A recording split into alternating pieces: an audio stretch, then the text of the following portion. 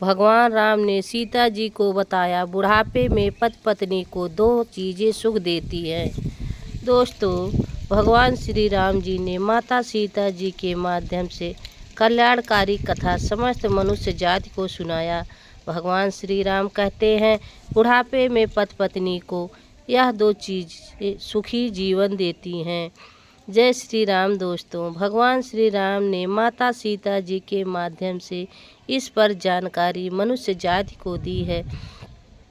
एक बार की बात है, भगवान श्री राम और माता सीता जी अपने 14 वर्ष के वनवास के समय में भगवान मनुष्य और जाति के गुलामी के विषय में बातचीत कर रहे थे।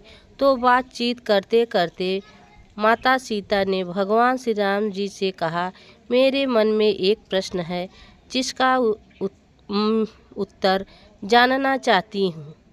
तो भगवान श्री राम कहते हैं कि हे देवी सीता, आप परेशान क्यों हो रही हैं? मुझे बताइए वह कौन सा प्रश्न है, मैं आपको उसका उत्तर ज़रूर बताऊंगा।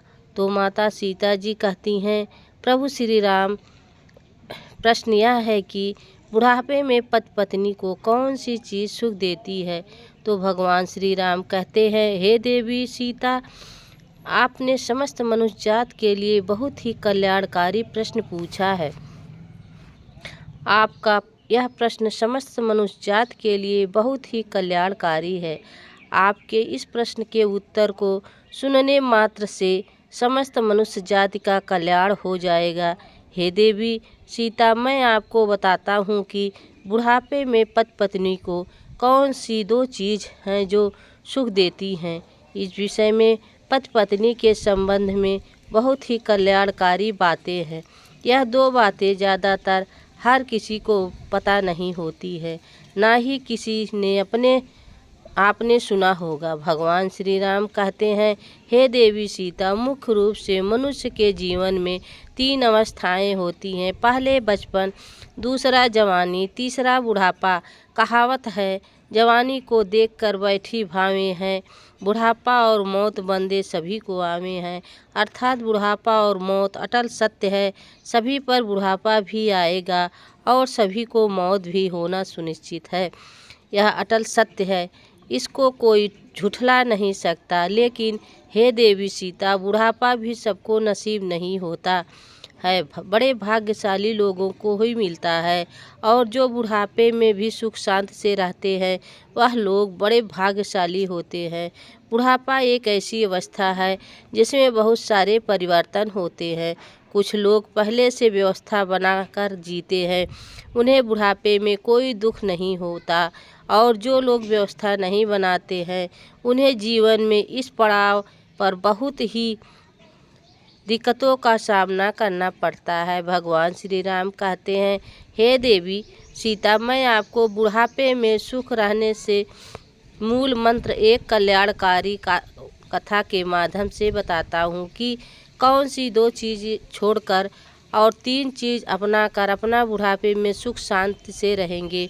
जो भी मनुष्य इन बातों का पालन करेगा तो निश्चित ही उनका बुढ़ापा सुख शांति से बीतेगा। यह जानकारी समस्त मनुष्य जात के लिए बहुत ही ज्ञानवर्धक है। मनुष्य आज जवान है तो आज ना सही, परंतु जब बुढ़ापा आएगा तो यह बातें आपको बहुत ही काम आएंगे। समस्त मनुष्य जाति को प्राचीन कथाओं और कहानियों से जुड़े रहना चाहिए। आपने देखा होगा बुढ़ापे में बहुत सारे परिवर्तन होते हैं। मनुष्य ने सारी कर्म इंद्रियां, ज्ञान इंद्रियां सब छोड़ देती हैं। हाथ पांव काम करना बंद कर देते हैं। आँखों से कम दिखाई देता है, कानों से सुनाई भी कम देता है, जीभ पर स्वाद कड़िकाएँ खत्म हो जाती हैं, किसी भी चीज़ का स्वाद नहीं आता है, दांत भी साथ छोड़ जाते हैं, जिससे बहुत सी चीज़ों पर मन में चलता है परंतु नहीं खा पाते हैं क्योंकि दांत ही नहीं हैं। स्मृति खत्म हो जाती हैं, याददाश्त कम हो जाती हैं, शरीर के अंदरूनी अंग भी ठीक से काम नहीं करते हैं। घर में बच्चे स्वयं निर्णय करते हैं। जो घर में भी बुजुर्ग का महत्व पहले जैसा नहीं रहता है। चेहरे पर से झुर्रियाँ चली जाती हैं, कमर झुक जाती है। कभी कभी तो ऐसा देखने को मिलता है कि घर में बेटों की बहुएं आ जाती हैं तो बुजुर्गों की चारपाई घर से बाहर निकाल दी जाती है। भगवान श्री राम कहते हैं, हे देवी सीता, मन में विचार करो, ऐसी हाल में रहकर बुजुर्ग क्या सोचता होगा कि जिस घर को मैंने इतनी मेहनत और लगन से पाई पाई जोड़ कर बनाया है, आज वही मुझसे छीन लिया गया है। सोचो बुढ़ापे में कितना दुख होता होगा। जब वह घर का बुजुर्ग खाना पानी मांगता है तो बच्चे सुनते ही नहीं हैं, तो उसे गुस्सा आता है और वह गाली देता है। सबसे बड़ा दुख बुढ़ापे में तो तब होता है जब पति या पत्नी में से कोई एक मर जाता है, फिर उसका ख्याल करने वाला, भावना समझने वाला कोई नहीं रहता है। सोचो तब वह कितना अकेला और दुखी महसूस करता होगा। परंतु यह कहानी सबकी नहीं है, सबके साथ ऐसा नहीं होता है। कुछ लोग अपनी वृद्धावस्था को बड़े सुख शांति से व्यतीत करते हैं। वह लोग क्या व्यवस्था बनाते हैं। भगवान श्री राम कहते हैं, हे देवी सीता, यही मैं आपको बता रहा हूँ। आप सोचिए, पुरुष के जीवन में सबसे अच्छा कोई दोस्त हो सकता है तो वह उसकी पत्नी होती है, और एक स्त्री का सबसे सच्चा और सबसे अच्छा दोस्त कोई हो सकता है तो वह सच है कि जीवन के इस मोड़ पर आकर वृद्धावस्था में पति और पत्नी भाई बहन की तरह हो जाते हैं। जीवन में लंबे समय तक एक दूसरे के साथ रहते हुए वह एक दूसरे का रूप हो जाते हैं। दोनों एक दूसरे को समझ जाते हैं, बिना बोले सुन भी एक दूसरे की इच्छा को जरूर समझ जाते हैं। बुढ़ापा में आकर दोनों एक दूसरे का ध्यान रखने की, ख्याल करने की भावना अधिक गहरी और मजबूत हो जाती है। बुढ़ापे के पड़ाव पर आकर स्त्रियां पति की देखभाल इस प्रकार करती हैं जिस प्रकार एक माँ अपने बच्चों की करती है। कहावत है कि ना बेटा ध्यान करेगा ना बेटी ध्यान करेगी, पत्नी से बना कर रखना वही देखभाल करेगी। भगवान श्री राम कहते हैं, हे देवी सीता, याद रखना, भगवान श्री बुढ़ापे में जब लाठी नहीं मिलेगी तो पति की लाठी पत्नी ही बनेगी, और जब बुढ़ापे में चश्मा खो जाएगा तो पत्नी का चश्मा पति ही ढूंढ कर देगा। कोई नहीं आएगा ढूंढने और आपका ख्याल करने के लिए। इसलिए पति और पत्नी एक दूसरे का हमेशा आदर करें। यह बाहर वाला जब तक धन और पैसा है तब तक तुम्हारे साथ है, और अंत में एक दूसरे का साथ पति पत्नी दोनों को ही देना है। बुढ़ापे में मनुष्य पराधीन होता है, धीरे धीरे सब चीज़ उसके हाथ से निकल जाती है। इस स्थिति में स्वाभाविक है कि मनुष्य चिड़चिड़ा हो जाता है, गुस्सैल स्वभाव का हो जाता है। बेटे नाती पोते की अपनी अपनी जिंदगी हो जाती है, सबकी ज़रूरत अपनी अपनी रहती है। बुढ़ापे में माँ बाप की कोई नहीं सुनता, सबका अपना अपना अलग अलग परिवार जीवन होता है। इस स्थिति में कैसे सुख शांति से अपनी वृद्धावस्था को बिताएं। भगवान श्री राम कहते हैं, हे देवी, मैं यही आपको सब कहानी के माध्यम से बताता हूँ। बुढ़ापे में एक व्यक्ति ऐसा ही ग्रस्त था। उसके पास बहुत चिड़चिड़ापन था। वह रात बात में गुस्सा हो जाता था, जबकि उसकी पत्नी समझती थी कि इस उम्र में इतना गुस्सा करना ठीक नहीं है, परंतु वह मानता ही नहीं था। जरा सा नमक तेज हो जाता था तो भोजन की थाली फेंक देता था।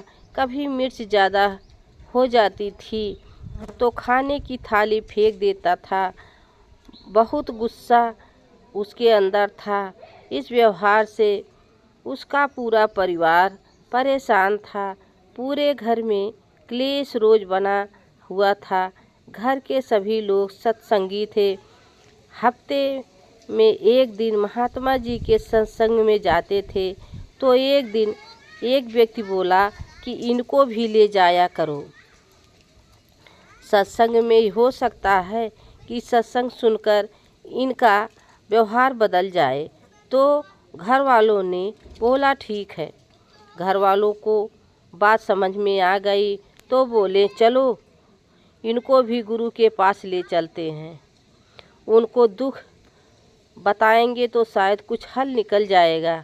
रोज़ रोज़ की किचकिच से तो हो सकता है मुक्ति मिल जाए और घर के क्लेश खत्म हो जाएं और घर में सुख शांति आ जाए। तो फिर एक दिन घर वाले बड़े मुश्किल से उन्हें मना कर उस व्यक्ति को गुरु जी के पास ले गए। तो महात्मा जी बिना बताए ही सब जान लेते हैं। जब वह गुरु जी के पास गए तो वह जान गए कि ये लोग मेरे पास क्यों आए हैं।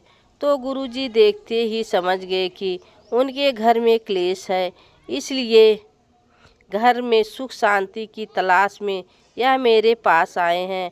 और वह यही भी जान गए कि उनके घर में क्लेश का कारण क्या है। वह दुख से ग्रस्त हो कर परिवार जब पहुंचा तो दोपहर का समय था। फिर सब पहुंचकर गुरु जी को प्रणाम करके वहीं बैठ गए। उनके सामने ही आसन पर गुरु जी अपनी कुटिया में लिखवा रहे थे जो उनके धर्मपत्नी का नाम था। अचानक गुरु जी की माता प्रेम से बोली कि प्रेम दीपक जलाकर लाओ, तो मुझे कुछ खोजना है। तो जब दीपक ले आए तो वह दुखी परिवार को बड़ा आश्चर्य हुआ कि दोपहर का वक्त है, अच्छी खासी धूप है और उजाला है, तो दिया मांगने की क्या ज़रूरत है। उस दुखी परिवार ने सोचा कि संत जी या तो मूर्ख हैं या फिर पागल हैं। भला सूरज की अच्छी खासी उजाला है और यह दीपक मांग रहा है, या तो अजीब संत है। सभी लोग अपने मन में ऐसा सोच रहे थे। तब तक माताजी जलता हुआ दीपक लेकर आ गई। उन्होंने चुपचाप दीपक को दे दिया और अंदर चली गई। फिर सब सोचने लगे कि उनकी पत्नी भी क्या खूब है। यह नहीं पूछा कि पागल हो गए हो क्या, दिन में दोपहर का समय है, अच्छी खासी धूप उजाला है, फिर भी दीपक क्यों मांग रहे हो। वह बुजुर्ग आदमी बड़ा खड़ा होकर सोचा कि मैं कहाँ आ गया है पागलों के पास में। यह संत तो सचमुच पागल है, साथ ही सबसे बड़ी पागल और उसकी पत्नी भी है।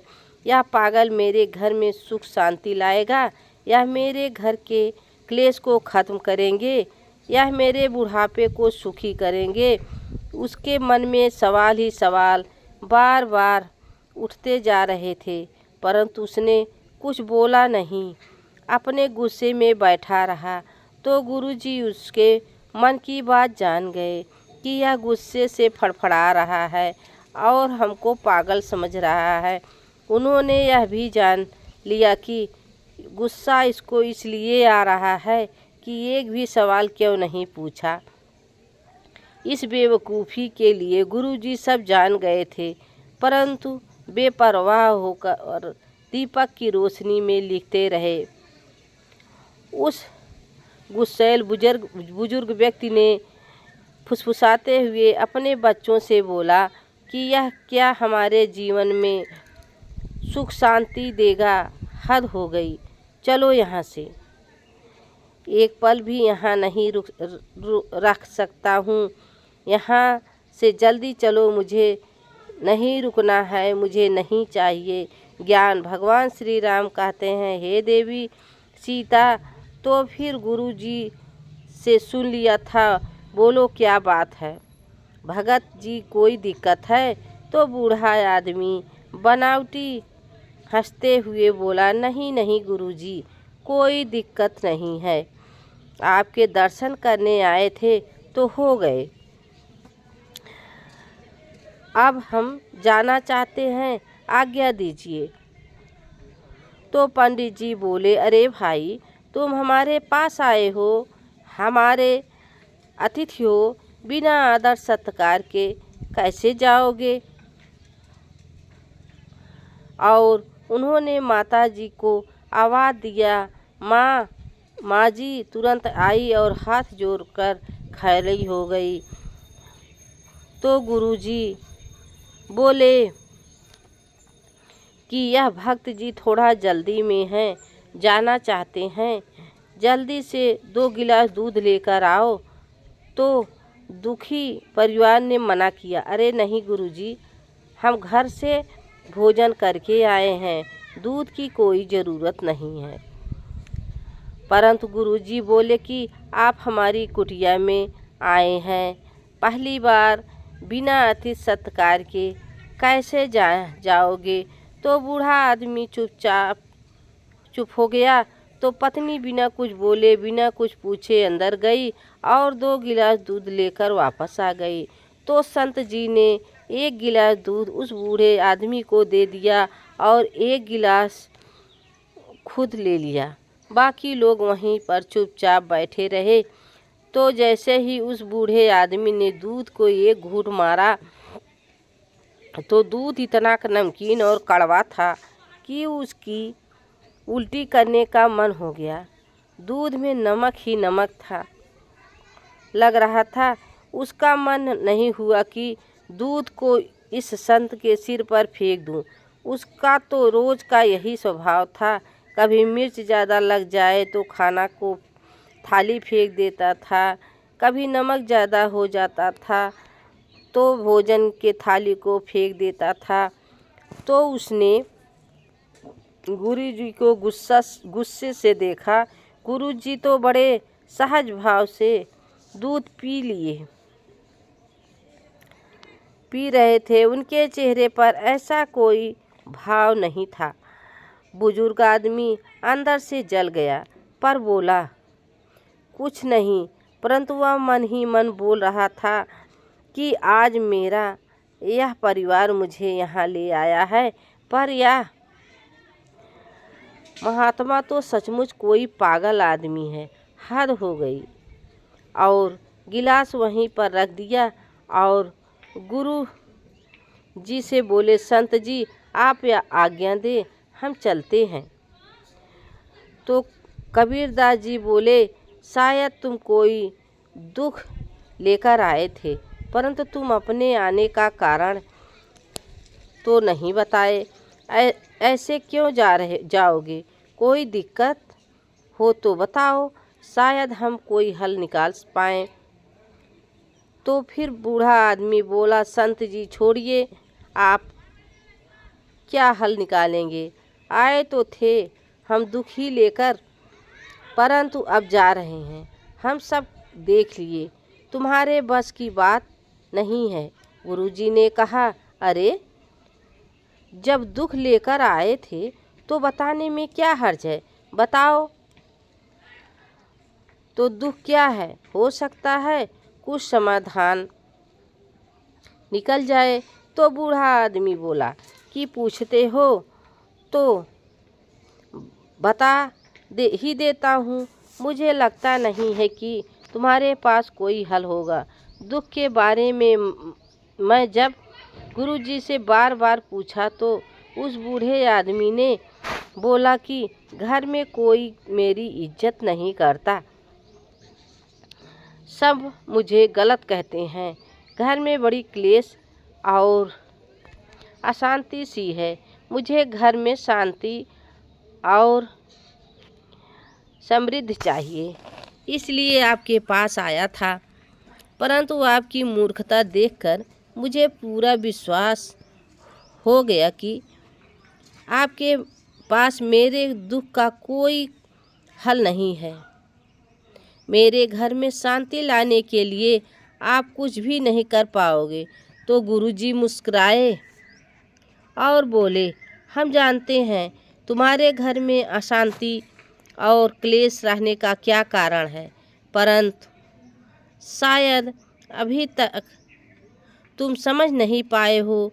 गुरुजी ऐसा बोले तो वह बूढ़ा आदमी बोला, वह गजब की बात है, आपने सब हाल ही में बता दिया, परंतु जब से हम आए हैं तब से आपने तो एक शब्द तक नहीं बोला है। पर कैसे बता दिया? देखो, तुम्हारे सामने ही अपनी पत्नी से जलता हुआ दिया मंगाया था ना। उसने बोला हाँ मंगाया तो था। गुरुजी कहते हैं कि मेरी पत्नी ने तुरंत मेरी आज्ञा का पालन किया और बिना कुछ पूछे, बिना कुछ बोले हमारी आज्ञा का पालन करते हुए जलता हुआ दीपक लेकर आई है। उन्होंने यहाँ तक नहीं पूछा कि क्या ज़रूरत है, उन्होंने वही किया जो हम बोले। कोई सवाल तो नहीं किया। बूढ़ा आदमी बोला हाँ, इसी का तो मुझे ताज्जुब है। तो गुरुजी बोले उसके बाद फिर हमने दूध मंगवाया। हम जानते हैं हमारी पत्नी ने शक्कर के स्थान पर दूध में बहुत सारा नमक डाल दिया था। दूध बहुत कड़वा था, इतना कड़वा कि तुमसे पिया नहीं गया। और आपने देखा हम इस कड़वे दूध को चुपचाप पी गए। तो पता है क्यों? उसने दीपक के बारे में कुछ नहीं पूछा। तो हमारा भी कोई अधिकार नहीं है कि हम भी कैसे कोई सवाल जवाब करते। दीपक लाना, हमारी आज्ञा का पालन करना ही अपना धर्म समझा तो हम कैसे पूछते कि दूध में नमक क्यों है। हमने भी अपना धर्म समझा और दूध भी लिया। जिस तरह उन्होंने कोई प्रतिक्रिया नहीं किया है, उसी तरह हमने भी कोई प्रतिक्रिया नहीं किया। इससे क्या समझें? इससे यह सिद्ध हुआ कि पति और पत्नी दोनों को समान जैसे स्थापित करना चाहिए और एक दूसरे की बात माननी चाहिए, एक दूसरे की बात का सम्मान करना चाहिए, दोनों को प्रेम और विश्वास से रहना चाहिए। मुझे पता है ऐसा तुम नहीं कर सकते हो। तो गुरुजी बोले कि तुम ध्यान रखो, गलती सबसे हो जाती है। आज गलती से दूध में शक्कर की जगह पर नमक पड़ गया तो हमने स्वीकार किया, चुपचाप बिना कुछ पूछे, बिना कुछ बोले पी लिया। तुम्हारे घर में अशांति का कारण यही है। तुम दो चीज़ों से बहुत परेशान हो और उसी के कारण तुम्हारे घर में क्लेश है। भगवान श्री राम कहते हैं हे देवी सीता, गुरुजी कहते हैं कि बुढ़ापे में इन दो चीज़ों का त्याग कर देता है, वही सुख जीवन जीता है। कबीरदास जी ने बताया है कि सुखी रहने के लिए ज़रूरी है कि मनुष्य को शांत रहना चाहिए, तब घर में शांति रहेगी। बुढ़ापा सुख से बीतेगा। हमें समझना चाहिए कि घर में जो महिलाएं भोजन बनाती हैं, कितने भाव से और मन से और परिश्रम से भोजन बनाती हैं।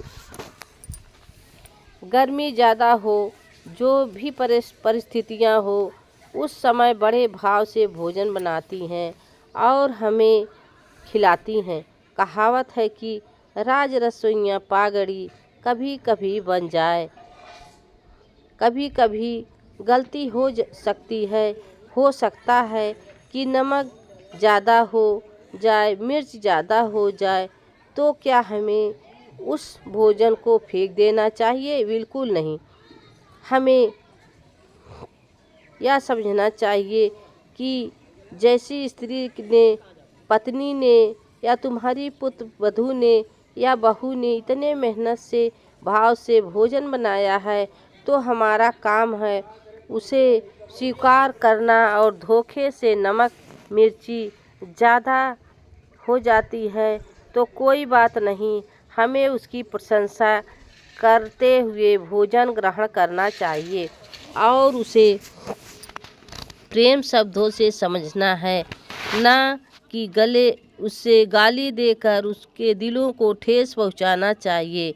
अगर हम ऐसा करते हैं तो दूसरे दिन वह मन से भाव से भोजन नहीं बनाएगी और हम ऐसे में थाली जमीन पर फेंक कर मार देंगे तो सोचो उसके दिल पर क्या बीतेगी। क्या उसके मन में तुम्हारे लिए कोई सम्मान बचेगा। भगवान श्री राम कहते हैं, देवी सीता गुरुजी कहते हैं, यहाँ उस स्त्री का अपमान होगा। हमें यह अपमान कदापि नहीं करना है। जहाँ भोजन और स्त्री का अपमान होता है उस घर में से लक्ष्मी शांति समृद्धि चली जाती हैं। अतः भूल कर भी ऐसा नहीं करना है। गुरुजी कहते हैं कि इसलिए बुढ़ापे में हमें 2 चीज़ याद रखना है, पहले स्वाद, दूसरा गाली देना। आपको जैसा भी भोजन मिले भगवान का भोग समझकर ग्रहण कर लेना चाहिए। स्वाद और गाली दोनों ही बुढ़ापे में दुखदाई होते हैं। तो उस बूढ़े आदमी के परिवार को और ख़ास तौर से उस बूढ़े आदमी को पूरी बात समझ में आ गई कि मेरे घर में अशांति क्यों बनी है। तो वह दोनों हाथ जोड़कर गुरुजी से क्षमा मांगी और बोला कि मैं अज्ञानी, पता नहीं क्या सोचा, आपके बारे में विशालता दिखाते हुए क्षमा करने की कृपा करें। आज के बाद मैं ऐसा नहीं करूँगा। गुरुजी ने उसको क्षमा कर दिया और बोले कि आज संकल्प योग की स्वागत गली को यहीं संत जी बोले, सुनो, यदि बुढ़ापे में सुखी रहना चाहते हो तो इन 2 चीज़ों का त्याग करो। भगवान श्री राम कहते हैं, हे देवी सीता, अपने आप को अंतिम 3 चीज़ों के बारे में बता रहा हूँ। जो 3 चीज़ों को हमेशा अपने साथ रखता है तो बुढ़ापे में कभी कोई दुख नहीं होगा। तो फिर बूढ़ा आदमी बोला कि मैं आज से ही स्वाद और गाली का त्याग करता हूँ। परंतु संत जी, वह 3 चीज़ कौन सी है जो मनुष्य अपने साथ रखनी है, कृपया बताने की कृपा कीजिए। तो फिर गुरुजी बोले कि जनता जीवन अनुशासित होता है, अजय पर दस्तक जरूर देती है। मनुष्य का जीवन तभी सार्थक बनता है जब वह अपने कार्य और जिम्मेदार के बीच संतुलन बनाकर रखता है। जहाँ पर इंसान सुख और आराम की जिंदगी जीना चाहता है, खुशियाँ पाने के लिए मनुष्य को बुढ़ापे तक किन चीज़ों का साथ नहीं छोड़ता है, इसे समझना बहुत ही जरूरी है। पहली बार धन का सदियों उपयोग है जो अपनी और पढ़ाई के बीच का फल समझ देती है। तब तक आपके पास धन है, रिश्ते नाते सब जगह अपनी अपनी इज्जत होती है आपकी। परंतु जब धन नहीं होता है तो अपने भी साथ छोड़ देते हैं। यह दुख तो बुढ़ापे में और अधिक बढ़ जाता है जब आदमी घटती उम्र में होता है। इसलिए धन का सदा उपयोग करता है। धन की बचत करेंगे तो बुढ़ापे में आपको किसी के सामने हाथ फैलाने की ज़रूरत नहीं रहेगी। साथ ही ध्यान संपूर्ण धन पर कुंडली मारकर बैठ जाता है और आत्मविश्वास का जन्म होता है। जो इंसान अपना हर काम समय पर करते हैं, अपनी दिनचर्या को अनुशासन ध्यान से जीते हैं, उन्हें कभी किसी पर निर्भर नहीं रहना पड़ता है। वह अपने हर लक्ष्य को प्राप्त कर लेते हैं। शुरुआत से ही मनुष्य को अपने काम को सही समय और सही तरीके से करने की आदत होनी चाहिए। कभी किसी का सहना नहीं पड़ेगा। समय के अनुसार कार्य निश्चित समय पर करना है, जो अच्छे स्वास्थ्य के लिए बहुत ही ज़रूरी है। अनुशासन का साथ कभी नहीं छोड़ना चाहिए और सच्चाई के मार्ग पर सदैव चलना चाहिए। जब आप सही मार्ग पर चलेंगे तो यदि आपके घर परिवार वाले साथ नहीं देंगे, भगवान श्री राम कहते हैं, हे देवी सीता, इस प्रकार से संत जी ने बताया कि बुढ़ापे में कौन कौन सी 2 चीज़ हैं जो सुख देती हैं। भगवान सीता जी के माध्यम से इस कल्याणकारी कथा को समस्त मनुष्य जाति को सुनाया है, ताकि बुढ़ापे में समस्त मनुष्य जाति सुखी रहे। आशा करते हैं कि आपको यह कथा अच्छी लगी होगी। जय श्री राम। दोस्तों, आपको यह कहानी कैसी लगी कृपया कमेंट करके ज़रूर बताएं। चैनल पर नए हो तो लाइक सब्सक्राइब ज़रूर करें। तब तक के लिए जय श्री राम। धन्यवाद।